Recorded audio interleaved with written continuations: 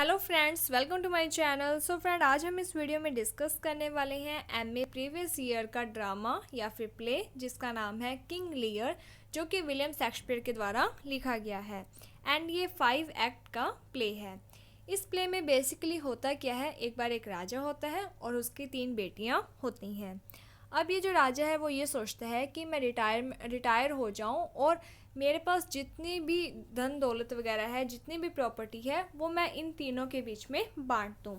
लेकिन फिर राजा ये सोचता है कि मैं इन तीनों के बीच में इक्वल प्रॉपर्टी को ना बांट कर मैं क्या करूँगा, जो मेरे से ज़्यादा प्यार करती है मैं उसे ज़्यादा प्रॉपर्टी दे दूँगा और जो मेरे से कम प्यार करती होगी उससे मैं कम प्रॉपर्टी दूँगा। मीन्स कि इक्वल प्रॉपर्टी नहीं बांटेगा।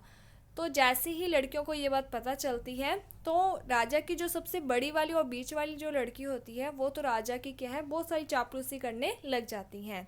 और जो सबसे छोटी लड़की होती है वो राजा की कोई भी चापलूसी नहीं करती है। वो जैसे पहले थी वैसे ही उस टाइम रह रही होती है। तो राजा है जो वो ये सोचता है कि जो मेरी बड़ी वाली और बीच वाली लड़की है सिर्फ वही मेरे से प्यार करती है, छोटी वाली जो लड़की है वो मेरे से प्यार नहीं करती है। क्योंकि राजा है जो वो बड़ी और बीच वाली लड़की के द्वारा की जाने वाली जो चापलूसी थी उससे बहुत ज़्यादा प्रभावित हो जाता है, उनकी बातों में आ जाता है। इसीलिए फिर क्या होता है कि जो राजा होता है वो अपनी जितनी भी प्रॉपर्टी होती है वो अपनी बड़ी लड़की और बीच वाली को दे देता है, छोटी लड़की को कुछ भी नहीं देता है। और उसकी शादी एक फ्रेंच के राजा से हो जाती है। अब यहाँ पर क्या होता है कि थोड़ा टाइम के बाद जो बड़ी वाली लड़की है और जो बीच वाली लड़की होती है, अब क्या है कि उन्हें सारी प्रॉपर्टी मिल गई थी। अब उन्हें अपने पिता की ज़रूरत नहीं थी, इसीलिए उन्होंने क्या है अपने पिता को, यानी कि जब उनके पिता उनके घर रहने के लिए गए तो उन्होंने उनके साथ डिसरिस्पेक्ट की, उन्हें ह्यूमिलेट किया। और उसके बाद राजा है जो वो बहुत ज़्यादा पछताता है। तो राजा को जब अपनी लड़कियों के द्वारा इस तरीके का बिहेवियर किया गया, इस प्रकार का जो बिहेव था वो अच्छा नहीं लगा और वो घर छोड़कर चला जाता है। अब राजा के पास कोई भी प्रॉपर्टी वगैरह नहीं थी। इसके पास सिर्फ 1 या 2 सैनिक थे जो कि इसके प्रति बहुत ज़्यादा लॉयल थे और उन्हीं के साथ जो राजा है वो जंगलों में भटकने लग गया। और इसके बाद राजा को एक झोंपड़ी मिलती है जहाँ पर वो रहने लग जाता है। अब इसमें क्या होता है कि एक और राजा होता है, ठीक है, उसके भी क्या होते हैं, 2 लड़के होते हैं। तो वो वहाँ पर भी सेम यही स्टोरी होती है। 2 में से एक लड़के को, राजा को लगता है कि ये वाला जो मेरा बेटा है ये मेरे साथ धोखा कर रहा है, इसलिए वो उसको वहाँ से निकाल देता है। और वही जिस बेटे को वो निकालता है एक्चुअल में वही उसके प्रति लॉयल होता है। और जो उसके साथ रह रहा होता है वो सिर्फ राजा की प्रॉपर्टी के लिए उसके साथ रह रहा होता है। लास्ट में क्या होता है कि दोनों ही राजा को अपनी जो गलती है वो फील होती है कि ये जो चापलूसी वाली चीज़ें होती हैं ना, ये थोड़े टाइम के लिए ही होती है, ये सच्चा प्यार नहीं होता है, ठीक है। और लास्ट में क्या होता है कि जितने भी करेक्टर्स होते हैं, यानी कि राजा और उसकी तीनों लड़कियां, ठीक है, इन तीनों की ही तीनों लड़कियों की भी डेथ हो जाती है, राजा है जो उसकी भी डेथ हो जाती है। लड़कियों की शादी जिनके साथ करवाई जाती है उनकी भी लास्ट में डेथ हो जाती है। तो यही स्टोरी बताई गई है कि किस तरीके से एक राजा ने अपनी प्रॉपर्टी बांटी थी, लेकिन जो जिन्होंने चापलूसी की उन्होंने ही राजा को धोखा दे दिया। राजा को लगता था कि जो लड़कियां उससे सबसे ज़्यादा प्यार करती हैं, रियलिटी क्या थी, उससे पूरी ऑपोजिट थी।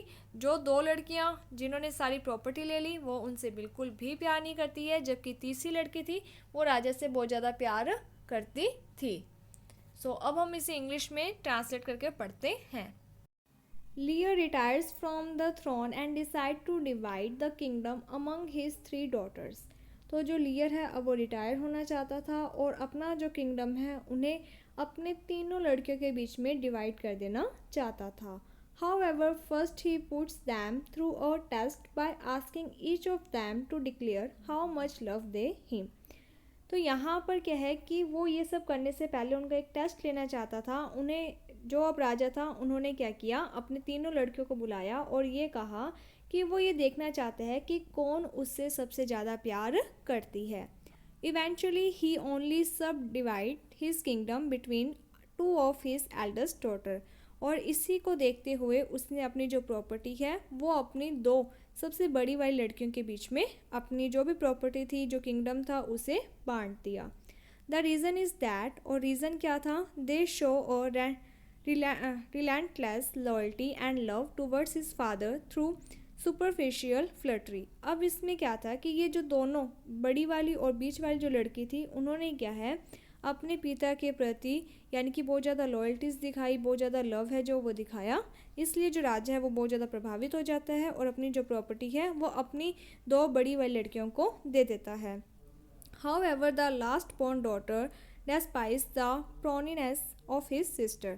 लेकिन जो लास्ट वाली डॉटर होती है उसे अपनी बहनों के द्वारा ये चापलूसी है जो वो पसंद नहीं आती है, उसे ये चीज़ें गलत लगती हैं and refuse to pander of her father, और वो अपने फादर की इस तरीके की चापलूसी करने से मना कर देती है। इन रिस्पॉन्स, और इसी के कारण हर फादर डिसऑन्स, इसी कारण उसके जो फादर थे उसने उन्हें कुछ भी नहीं दिया एंड बैनिश हर, और उससे किंगडम से निकाल दिया। She eventually marries the French king who later leads his army against her two sister. लास्ट में क्या होता है कि इसकी जो शादी है वो एक फ्रेंच किंग के साथ हो जाती है जो इसकी हेल्प करेगा इसकी दो सिस्टर के विरुद्ध में, ठीक है। क्योंकि लास्ट में क्या होता है कि इसकी जो दोनों सिस्टर होती हैं वो अपने ही फादर को मार देना चाहती थी, इसीलिए वो वहाँ यानी कि फादर के पीछे सैनिक भी लगा देती हैं। और जो लास्ट थर्ड लड़की होती है वो अपने फादर को बचाने के लिए क्या करेगी, अपनी आर्मी भेज देती है। Soon afterward King Lear discover that, और बाद में थोड़ा टाइम के बाद किंग लियर को क्या पता चलता है, his elder daughters words were mere flattery done to attain power, कि उसको ये चीज़ रियलाइज़ होती है कि उसकी जो बड़ी लड़की थी उनके जो वर्ड्स थे, उनका जो प्यार था, ये सब एक दिखावा था सिर्फ वो सिर्फ उस पावर को पाने के लिए। Upon attaining wealth and land, और जैसे ही उन्होंने वेल्थ, लैंड, जो भी प्रॉपर्टी राजा की थी उसे प्राप्त कर लिया, he soon become a nuisance to his daughter who humiliate and discard him. वो पूरी ही चेंज हो गई, ठीक है। और वो जो लड़कियां थी उसने क्या है अपने पिता को ही ह्यूमिलेट करना शुरू कर दिया, उससे ही डिस्कार्ड कर दिया।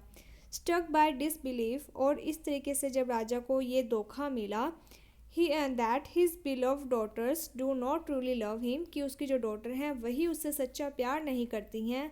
लियर स्टार्ट लॉसिंग हिज सैनिटी, अब जो लियर है उसकी जो मेंटल स्टेट थी वो धीरे धीरे ख़राब होने लग गई।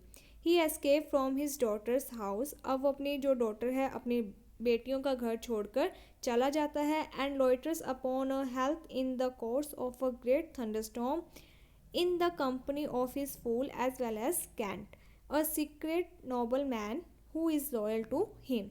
और अब क्या है कि उसकी तबीयत तो वैसे ही ख़राब होती है, और इसी यानी कि उस टाइम जो मौसम था वो भी ख़राब था, थंडरस्टॉर्म था, और इसी दौरान वो क्या है वहाँ से अपनी बेटियों का घर छोड़कर चला जाता है। और इसके साथ इसका एक दरबारी कवि, दरबारी कह लो, ठीक है, कैंट नाम का होता है, और एक फूल होता है जो इसके साथ जाते हैं, और ये बहुत ही नोबल होते हैं, लॉयल होते हैं राजा के प्रति। In an alternate story the, इसके अलावा एक तो स्टोरी ये होगी कि राजा और उसकी 3 लड़कियां, एक और स्टोरी इसके बीच में ही है कि एक और the Earl of Gloucester is also manipulated by Edmund, कि एक और पर्सन है, ठीक है, एक राजा था जो कि मैनिपुलेट हो रहा था किसके द्वारा, अपने ही बेटे एडमंड के द्वारा। His illegitimate son into believing that Edgar his true son is plotting to overthrow him, उसे ये लगता है कि जो एडगर है जो कि उसका सच्चा बेटा था, मीन्स कि जो उसके प्रति लॉयल था वो उसे ओवरथ्रो कर रहा है। अब यहाँ पर भी वही चीज़ है कि 2 लड़के हैं जिसमें से जो गलत लड़का था उसने सही लड़के के प्रति बुराई अपने फादर के मन में डालनी शुरू कर दी, जिसके कारण जो ग्लोस्टर होता है वो क्या करेगा, एडगर को निकाल देता है, ठीक है। इन बोथ केस, दोनों ही केसेस में द पावरफुल रूलर, कि दोनों ही पावरफुल जो रूलर थे, जो राजा थे, humbled by the realization that they were hoodwinked, उन्हें कब ये सब चीज़ें रियलाइज़ हुई, जब उन्हें धोखा मिला। हुडविंक्ड का मीन्स होता है धोखा मिलना।